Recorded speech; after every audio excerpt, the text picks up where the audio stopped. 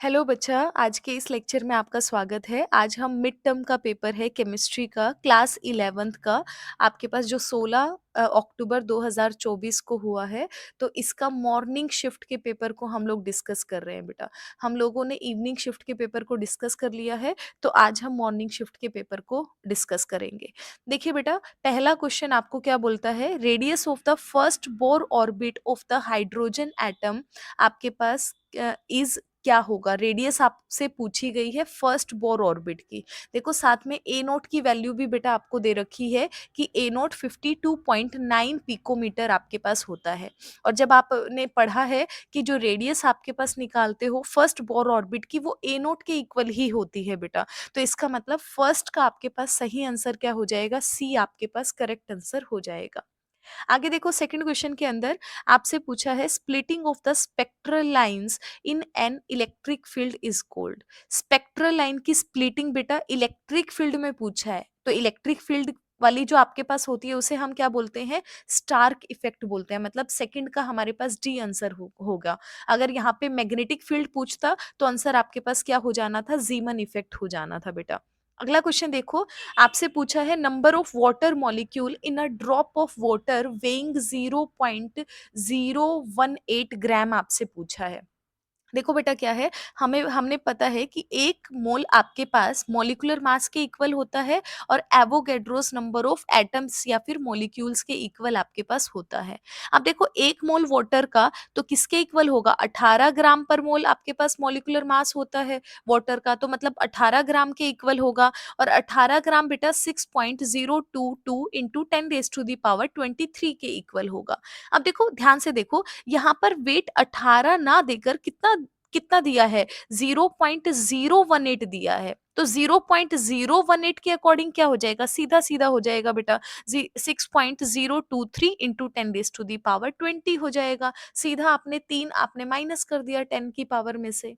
और अगर आपको डायरेक्ट नहीं निकाल सकते हो बेटा, तो आप ऐसे करो, 18 ग्राम में आपके पास एवोगैड्रोस नंबर ऑफ मॉलिक्यूल, 1 ग्राम में क्या हो जाएगा, एवोगैड्रोस नंबर अपॉन 18, और फिर 0.018 में निकालो बेटा, मल्टीप्लाई 0.018 हो जाएगा। तो आप सॉल्व करोगे तो आपके पास यही आंसर आएगा। समझ आया। तो आपके पास अगर मैं थर्ड आपके पास क्वेश्चन देखूंगी, थर्ड का सही आंसर हो जाएगा बेटा बी आपके पास।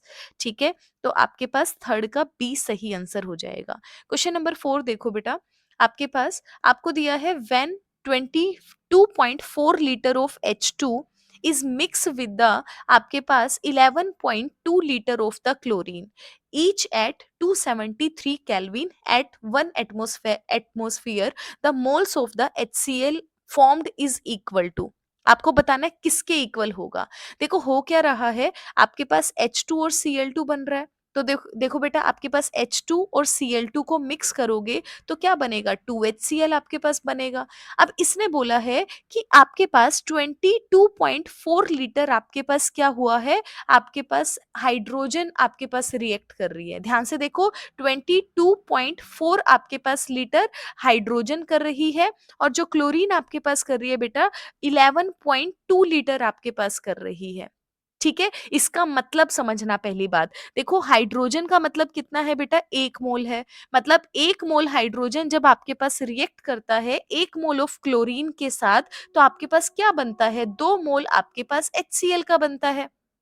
ठीक है, और हमें पता है कि 1 मोल जो आपके पास होता है बेटा, वो 22.4 लीटर वॉल्यूम के इक्वल होता है। तो अगर मैं यहीं पर आपके पास इस 1 मोल को देखूंगी तो वो किसके इक्वल होगा, 22.4 लीटर के इक्वल होगा।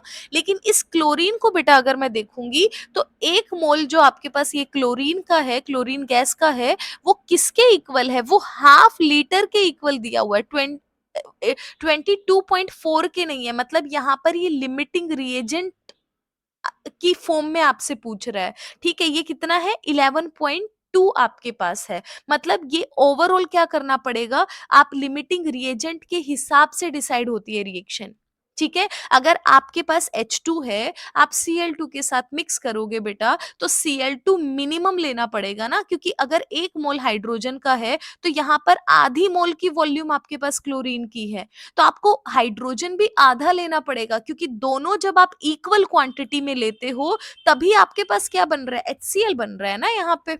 समझ आ रही है बात? तो इसका मतलब आप Cl2 के अकॉर्डिंग करोगे। अब Cl2 के अकॉर्डिंग अगर बेटा आप बात करोगे, तो हाइड्रोजन कितना है? 11.2 के हिसाब से, मतलब वॉल्यूम क्या हो जाएगी? आधी हो जाएगी। तो अगर आप 2 HCl के अकॉर्डिंग निकालोगे, तो आपके पास 22.4 इंटू 2 होना चाहिए था, लेकिन आपको आधा करना है, आप डिवाइड करोगे तो क्या होगा? 22.4, मतलब 1 मोल के अकॉर्डिंग आपके पास होगा, या आप मोल को सीधा भी डिवाइड कर सकते हो। समझ आई बात? तो अगर आप फोर्थ का आंसर निकालोगे बेटा, तो 1 मोल ऑफ HCl, मतलब आपके पास फोर्थ का डी आपका सही आंसर हो जाएगा। ये जिस भी गुड़िया की पेपर है, इसके पहले तीनों क्वेश्चन ठीक हैं, फोर्थ में इन्होंने गड़बड़ कर दी है। आगे देखो बेटा, अगले क्वेश्चन पे करते हैं, फिफ्थ क्वेश्चन की बात करते हैं। क्वेश्चन नंबर फिफ्थ पे देखो, if the 42 gram of the sodium bicarbonate is dissolve in 72 gram of water, then what will be the mole fraction of the sodium bicarbonate in this solution. सीधा सा सवाल है। देखो, इसने बोला है सोडियम बाइकार्बोनेट को डिसॉल्व किया वाटर के अंदर, मतलब यहाँ पे सॉल्यूट आपके पास बेटा क्या होगा? सोडियम बाइकार्बोनेट, मतलब सॉल्यूट का गिवन मास आपके पास 42 होगा बेटा। वाटर का आपके पास सॉल्वेंट के लिए क्या हो जाएगा? आपके पास 72 ग्राम आपके पास हो जाएगा। तो मोल फ्रैक्शन आपको सोडियम बाइकार्बोनेट के निकालने हैं, तो मोल फ्रैक्शन सोडियम बाइकार्बोनेट के लिए क्या हो जाएगा बेटा? Number of mole of sodium bicarbonate आपके पास अपॉन में टोटल नंबर ऑफ सॉल्यूशन, मतलब number of moles of sodium bicarbonate plus में number of moles of water. जब आप इस पूरे को ऐड करोगे, तो आपके पास आंसर निकलेगा, और जब आप आंसर निकालोगे, तो बेटा आपके पास 0.11 निकल कर आएगा। तो फिफ्थ का ए आपके पास सही आंसर हो जाएगा। ठीक है, इसको सॉल्व आपको खुद करना है, क्योंकि सीधी वैल्यू दे रखी है, गिवन मास है, मोलर मास अपॉन कर देना, नंबर ऑफ मोल निकल जाएंगे, ऐसे ही सॉल्वेंट के निकल जाएंगे 72/18 करके। उसके बाद आपको कैलकुलेशन करनी है। अगला क्वेश्चन देखो बेटा, क्वेश्चन नंबर 6 पे चलते हैं आपके पास। आप मुझे कमेंट बॉक्स में कमेंट करके ज़रूर बताना आपके कितने मार्क्स बने हैं। क्वेश्चन नंबर 6 पे चलते हैं। इसने बोला है बेटा, electronic configuration of element A and B आपके पास क्या है? ए की क्या है? 3s2, आपके पास है p6 2p6 3s2 है बेटा। आपके पास बी के लिए क्या है? 3s2 3p5 आपके पास है। ये आपके पास क्या है? इलेक्ट्रॉनिक कॉन्फ़िगरेशन है। इसने बोला है the formula of the ionic compound that can be formed between these element। आपके पास इन दोनों को मिला के देखो, इधर आपके पास 1s2 2s2 2p6 3s2 है, इधर आपके पास 2p6 3s2 3p5 आपके पास है। तो देखो यहाँ पे आपके पास b कितना लगेगा? आपके पास इधर 3s2 है, दोनों को जब आप बेटा कंबाइन करोगे, तो आपके पास फॉर्मूला क्या बनेगा? AB2 आपके पास यहाँ पे फॉर्मूला बनेगा। ठीक है, आपके पास AB2, मतलब सिक्स्थ का सही आंसर क्या हो जाएगा? बी आपके पास बेटा करेक्ट आंसर हो जाएगा। आप नंबर ऑफ इलेक्ट्रॉन्स का देखो, ए के अकॉर्डिंग 3s2 आपके पास है, अगला आपके पास खाली है, इधर देखो सिर्फ 5 इलेक्ट्रॉन है, तो आपके पास क्या करेगा? ये एक के साथ कंबाइन कर सकता है ना, तो यहाँ पे ए आपके पास क्या आ जाएगा? सिंगल आएगा, बी आपके पास बेटा 2 आ जाएंगे, तो टोटल आपके पास AB2 फॉर्मूला बनेगा। तो आंसर आपके पास कितना है? बी आपके पास सही आंसर है। आगे बढ़ते हैं सेवंथ क्वेश्चन की तरफ। इसने बोला है the IUPAC symbol for the element with the atomic number 119। 119 का मतलब क्या है? अन अन ई आपके पास, मतलब डी सेवंथ का डी आंसर आपके पास सही हो जाएगा। अगला देखो eighth question, which of the following has the no unit. किसकी यूनिट नहीं होती? इलेक्ट्रोनेगेटिविटी की बेटा यूनिट नहीं होती है, तो इसका आपके पास फर्स्ट ए आंसर आ जाएगा। अगला देखो, स्मॉलेस्ट बॉन्ड एंगल इन्होंने पूछा है, सही बात है, गुड़िया ने सही आंसर दे रखा है। SF6 का आपके पास बॉन्ड एंगल सबसे कम आपके पास होता है बेटा।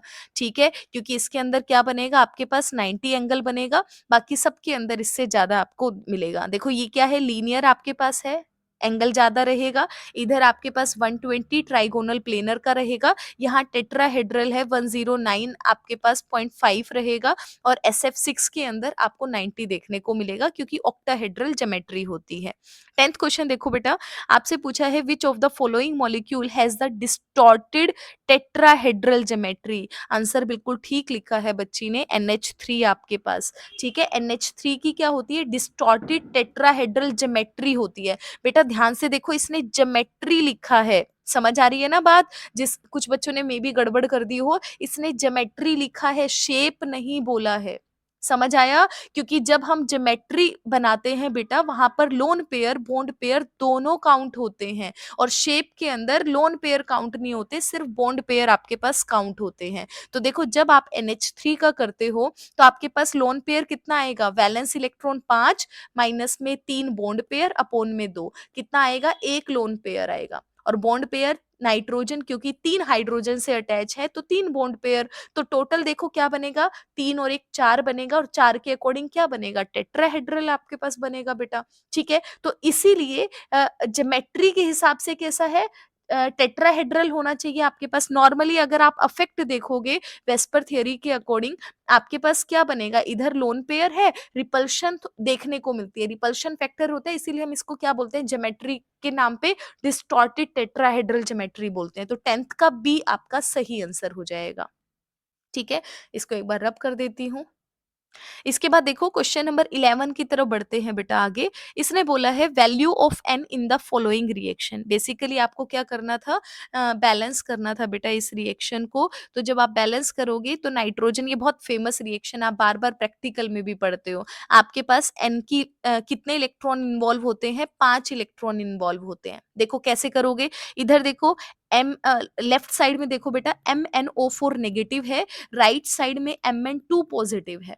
ठीक है, तो MnO4 नेगेटिव के अंदर ऑक्सीडेशन नंबर निकालो, मैग्नीज का X होगा, प्लस में एक ऑक्सीजन का -2 होता है बेटा, 4 ऑक्सीजन के लिए multiply 4 equal to overall charge देखो कितना है, -1। तो आपके पास कितना निकल कर आएगा, -1, X इक्वल टू -1 प्लस 8, मतलब X की वैल्यू +7 निकल कर आएगी। तो लेफ्ट में आपके पास मैग्नीज के ऊपर +7 आपके पास चार्ज है, राइट में +2 है।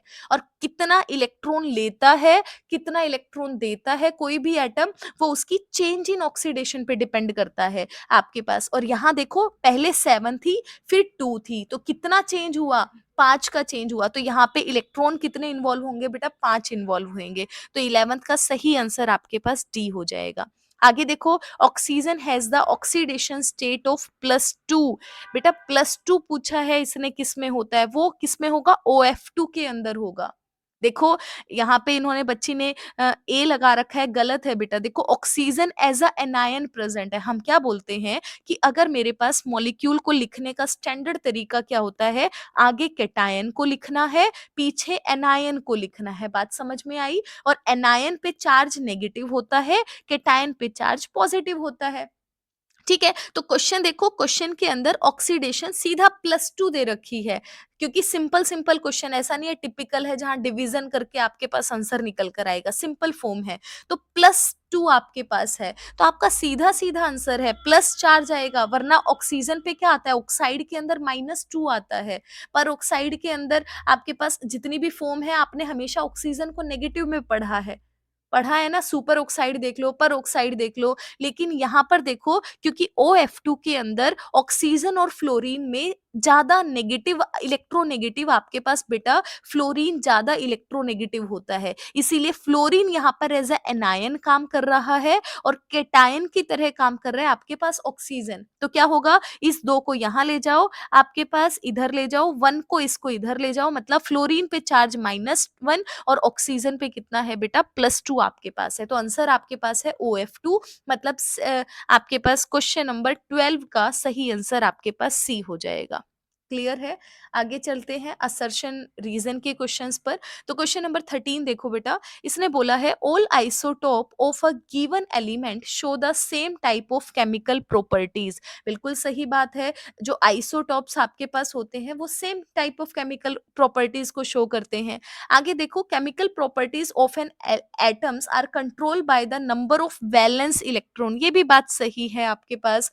अब क्यों करते हैं, इसी का रीज़न ये नीचे दिया हुआ है, क्योंकि वहाँ पर जो वैलेंस मतलब जो आपके पास केमिकल प्रॉपर्टीज़ होती हैं बेटा, वो वैलेंस इलेक्ट्रॉन्स पे से आपके पास डिपेंड करती हैं, और यहाँ पर आपने आइसोटोप आपने यहाँ पे लिया है, तो इसी वजह से ये दोनों आपस में इंटरकनेक्ट है, मतलब 13th का सही आंसर आपके पास ए था।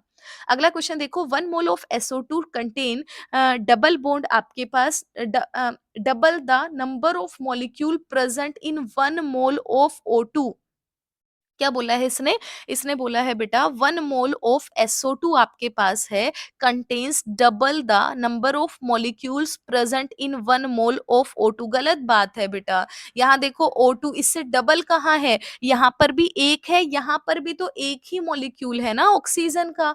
तो ये गलत बात है, मतलब असर्शन गलत है, और ऐसा एक ही आपके पास ऑप्शन आता है बेटा जहाँ पर असर्शन आपके पास गलत होता है और रीज़न मतलब असर्शन कहीं पर भी गलत हो, तो आपको रीज़न देखने की ज़रूरत ही नहीं पड़ती। तो 14th का आपके पास सही आंसर क्या हो जाएगा बेटा? डी आपके पास सही आंसर हो जाएगा। समझ आई बात? इसके बाद देखते हैं 15th की तरफ। 15th में देखो, the atomic radii of the magnesium is smaller than sodium. बिल्कुल सही बात है, ये हमने लास्ट वाले लेक्चर के अंदर क्वेश्चन समझा भी था आपके पास। आगे देखो, और इवन इसका रीजन भी पढ़ा था हमने। मैग्नीशियम हैज द लोअर आपके पास न्यूक्लियर चार्ज, आपके गलत है, लोअर नहीं होता है, ज्यादा होता है, तो इसका मतलब रीजन गलत है, असर्शन ठीक है। तो सही आंसर क्या हो जाएगा बेटा? 15 का सी पार्ट आपके पास हो जाएगा। अगला देखो 16th के अंदर, a resonance hybrid is always more stable than any of its canonical structure. बिल्कुल सही बात है, ठीक है। And this stability is due to delocalisation of electron. बिल्कुल सही बात है, रेजोनेंस किसकी वजह से होता है? Delocalization of the pi electrons होता है बेटा। तो यहाँ पे असर्शन भी ठीक है, रीजन भी ठीक है, और असर्शन का आपके पास रीजन जो आपके पास है वो करेक्ट एक्सप्लेनेशन है असर्शन की। तो इसका मतलब 16th का ए आपके पास क्या हो जाएगा? सही आंसर हो जाएगा। तो फटाफट से अगले क्वेश्चन की तरफ भी बढ़ लेते हैं। क्वेश्चन नंबर 17 पे बढ़ते हैं बेटा। फटाफट देखो, right the electronic configuration of copper 2 positive, बहुत बार पढ़ चुके हैं। क्या होता है आपके पास? 3d9 आपके पास बनेगा, क्योंकि नॉर्मली क्या होता है 3d10 4s1 होता है बेटा। 2 इलेक्ट्रॉन आपने निकाल दिया, तो एक आपके पास जाएगा 4s से और एक आपके पास कम हो जाएगा 3d से। तो आपके पास क्या बनेगा? 3d9 आपके पास बनेगा। आपको पूरा लिखना है यहाँ पे, ठीक है? आर्गन 3d9 इस तरह से आपको लिखना है। आगे देखो, find the number of radial node for the आपके पास 3d आपके पास ऑर्बिटल। 3d ऑर्बिटल के लिए रेडियल नोड निकालनी है। देखो बेटा, रेडियल नोड निकालने का एक सीधा सा फॉर्मूला आपके पास होता है, ठीक है। 3D है ना, तो 3 में से मतलब n माइनस एल बेसिकली आपके पास फॉर्मूला होता है, n माइनस एल माइनस 1 आपके पास होता है, ठीक है। तो देखो n आपके पास 3D के लिए n आपके पास कितना है? 3 है। l देखो, l की वैल्यू 0 1 2, मतलब SPD D के लिए कितनी होती है? 2, तो 3 माइनस 2 माइनस 1 होगा, मतलब कितना आ गया बेटा? 0। तो 3D के अंदर एक भी आपके पास रेडियल नोड नहीं होती, आंसर कितना आएगा बेटा? 0 आएगा, ठीक है। अगला आपको कहता है 18 का ए आंसर, ए क्वेश्चन कहता है, draw the shape of that D orbital which do not have 4 lobe. देखो, ऐसा ऑर्बिटल की शेप दिखानी है जिसमें 4 लोब ना हो, तो एक ही आपके पास बनता है ना बेटा। कौन सा बनता है? डी जेड स्क्वेयर, जिसके अंदर सिर्फ 2 लोब आपके पास होती है। ये इस तरह का आपके पास स्ट्रक्चर होता है। अगला क्वेश्चन देखो, right the relationship between the energy and wavelength of the photon. बिल्कुल सही है, बच्चे ने सही लिख रखा है, E equal to H C by lambda आपके पास, E equal to H C by lambda. अगला क्वेश्चन देखो, क्वेश्चन नंबर 19 आपको क्या पूछता है? Write the right one ion which is isoelectronic with the Mg2 positive. Isoelectronic का मतलब क्या होता है बेटा, जहां पर नंबर ऑफ इलेक्ट्रॉन्स क्या होते हैं, सेम होते हैं। तो Mg2 पॉजिटिव से बराबर आपको कोई भी आयन यहाँ पर लिखना। तो देखो मैग्नीशियम 2 पॉजिटिव है ना, तो एक कम वाला लिख दो, मतलब आप यहाँ पे क्या कर दो, सोडियम पॉजिटिव लिख दो, या एक ज्यादा वाला भी लिख सकते हो बेटा, मतलब Al3 पॉजिटिव भी आप लिख सकते हो। तो कोई भी आंसर यहाँ पर आप लिख सकते थे। ठीक है, तो एक बार इसको रब कर देते हैं। अगला क्वेश्चन देखो 19th का बी आपके पास बेटा, इसने बोला है mention one similarity in the behaviour of beryllium and the aluminium to show that they show the diagonal relationship. बेटा मैक्सिमम क्वेश्चन है, मैंने आपको इंपॉर्टेंट क्वेश्चन कराए थे, सारे के सारे ज्यादातर वही क्वेश्चन है, बट फिर भी हम क्योंकि पेपर को डिस्कस कर रहे हैं तो एक बार दोबारा से हम लोग सारे के सारे पढ़ेंगे। तो देखो फिर से आप इसमें क्या कर सकते हो बेटा, कोई भी एक एक्सप्लेनेशन कर सकते हो कि एसिड के साथ ये रिएक्शंस हैं, आपके पास बेरिलियम है नहीं करता है, आपके पास आप लिख सकते हो like aluminium beryllium is not readily attacked by the आपके पास एसिड। तो कोई भी एक सिमिलैरिटी आपको लिखनी थी कि एसिड के साथ दोनों के दोनों रिएक्शन नहीं कर सकते, बाकी कोई और भी जो आपको याद हो आप दे सकते हो। क्वेश्चन नंबर 20th की तरफ बढ़ते हैं बेटा। आपके पास एक सेल दी गई है, एक रिएक्शन, ये आपको एक रिएक्शन दे दी, इसमें बोला है विच of the electrode is negatively charge. कौन सा इलेक्ट्रोड है जो नेगेटिवली चार्ज आपके पास है बेटा। ठीक है, आपको और बताना है यहाँ पे क्या नाम है, show the individual reaction at each electrode. आपको दोनों पे एनोड और कैथोड पे रिएक्शन बतानी है। तो देखो बेटा फटाफट से देखो, आपके पास जिंक है, सबसे पहले हम क्या देखते हैं कि रिएक्शन के अंदर ऑक्सीडेशन पे ऑक्सीडेशन किसका हो रहा है, रिडक्शन किसका हो रहा है ना। तो देखो उसके लिए ऑक्सीडेशन स्टेट देखते हैं। तो आपके पास जिंक न्यूट्रल है तो चार्ज कितना रहेगा, 0। यहाँ पे कितना चार्ज है, कॉपर के ऊपर +2, जिंक के ऊपर +2, इस कॉपर के ऊपर भी क्या होगा बेटा, 0। अब देखो जिंक कहाँ से कहाँ चेंज हो रहा है, 0 से +2, मतलब इंक्रीमेंट हो रहा है ऑक्सीडेशन नंबर में, और जहां पर इंक्रीमेंट होता है बेटा मतलब उसका ऑक्सीडेशन हो रहा है। तो दूसरी जगह आपके पास घट रहा है +2 से 0 पे, तो इसका मतलब इसका क्या हो रहा है बेटा, रिडक्शन हो रहा है। तो बेसिकली आप बोल सकते हो कि आपके पास जिंक का क्या हो रहा है, ऑक्सीडेशन हो रहा है बेटा, और रिडक्शन आपके पास किसका हो रहा है, कॉपर 2 पॉजिटिव का आपके पास हो रहा है। समझ आया। तो अगर आपको रिएक्शन लिखनी है आगे चल के, हमने इस चैप्टर के अंदर बहुत बार पढ़ा है बेटा, ऑक्सीडेशन हमेशा किस पे होता है, एनोड पे होता है, और इसके ऊपर चार्ज कैसा होता है, एनोड पे माइनस चार्ज होता है। तो पहले क्वेश्चन का आंसर आपको यही निकलेगा, क्योंकि इसने बोला था विच of the electrode is negatively charge. कौन सा इलेक्ट्रोड होता है, एनोड वाला होता है, और एनोड पे ऑक्सीडेशन होता है हमेशा, मतलब एनोड पे कौन काम कर रहा है बेटा, जिंक काम कर रहा है। तो ए आंसर आपके पास जिंक हो जाएगा। ठीक है, अब रिएक्शन आपको लिखनी है, तो एनोड पे आपको ऑक्सीडेशन वाली रिएक्शन लिखनी है। आप लिखोगे जिंक किस में चेंज हुआ है बेटा, जिंक +2 इलेक्ट्रॉन के अंदर। कैथोड के अंदर जब आप रिएक्शन लिखोगे तो रिडक्शन की रिएक्शन लिखनी है, आप लिखोगे कॉपर 2 पॉजिटिव है, 2 इलेक्ट्रॉन को गेन करता है और कॉपर के अंदर चेंज हो जाता है। तो आपका ये आंसर हो जाएगा, बी का आंसर हो जाएगा। क्लियर है। आगे बढ़ते हैं, इसके और वाले पार्ट की तरफ बढ़ते हैं बेटा। और वाले पार्ट में देखो आपसे क्या पूछा गया है, given the standard electrode potential, आपको अलग अलग इलेक्ट्रोड पोटेंशियल की वैल्यू दे दी। इसमें से बोल दिया कि increasing order of reducing power आपको बताना है। अब रिड्यूसिंग पावर में जो आपकी सबसे कम वैल्यू होती है बेटा उसकी सबसे ज्यादा रहेगी। तो सबसे कम देखो आपके पास कितनी है, -2.95 है। क्लियर है। तो पोटेशियम क्या रहेगा बेटा, सबसे ऊपर रहेगा। फिर देखो किसकी वैल्यू आपके पास है, -2.37 है, मतलब आपके पास मैग्नीशियम रहेगा। फिर आपके पास देखो बेटा क्रोमियम रहेगा, क्रोमियम के बाद मरकरी रहेगा, और सबसे ज्यादा वैल्यू किसकी है, 0.80, मतलब रिड्यूसिंग पावर कम होगी, मतलब लास्ट में क्या आएगा बेटा, सिल्वर आएगा। तो ये आपका ए का आंसर हो जाएगा। ठीक है, आगे बोला है डिक्रीजिंग ऑर्डर ऑफ रिएक्टिविटी आपको बताना है। तो देखो बेटा दोनों आपस में क्या होते हैं, एक दूसरे के रिवर्स होते हैं। ठीक है, रिवर्स होएंगे तो ऑर्डर भी रिवर्स हो जाएगा, मतलब के, फिर आपके पास मैग्नीशियम, फिर क्रोमियम, फिर आपके पास मरकरी, फिर आपके पास बेटा क्या हो जाएगा, सिल्वर आपके पास हो जाएगा। या फिर आप ये कहो जिसकी वैल्यू सबसे कम होती है उसकी रिएक्टिविटी क्या होती है बेटा, सबसे ज्यादा आपके पास होती है।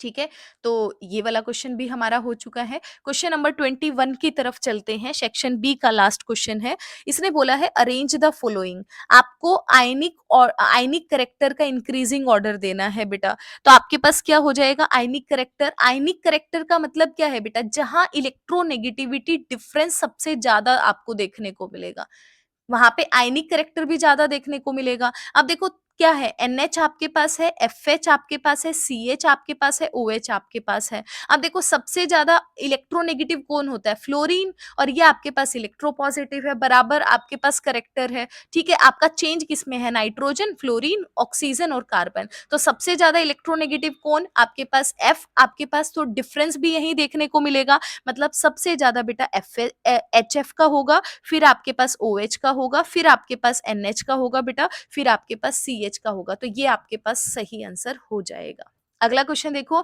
आपसे increasing order of bond length आपसे पूछा है। Increasing order of bond length, तो सबसे पहले कम वाली आएगी किसमें, O2, N2 और F2 के अंदर। ठीक है, तो पहला कौन आएगा बेटा, N2 आएगी, फिर आपके पास क्या आएगा, O2 आएगा, फिर आपके पास F2 आएगा। क्यों आएगा, क्योंकि देखो नाइट्रोजन नाइट्रोजन के बीच में ट्रिपल बॉन्ड है, ऑक्सीजन के बीच में डबल बॉन्ड है, यहाँ सिंगल बॉन्ड है, और हमें पता है सिंगल बॉन्ड की बॉन्ड लेंथ ज्यादा होती है, डबल बॉन्ड की उससे कम, और उससे कम आपके पास N2 की होती है। वो हम बॉन्ड ऑर्डर के हिसाब से बात करते हैं। तो ये हमारे 21 क्वेश्चन इस लेक्चर के अंदर कंप्लीट हो जाते हैं।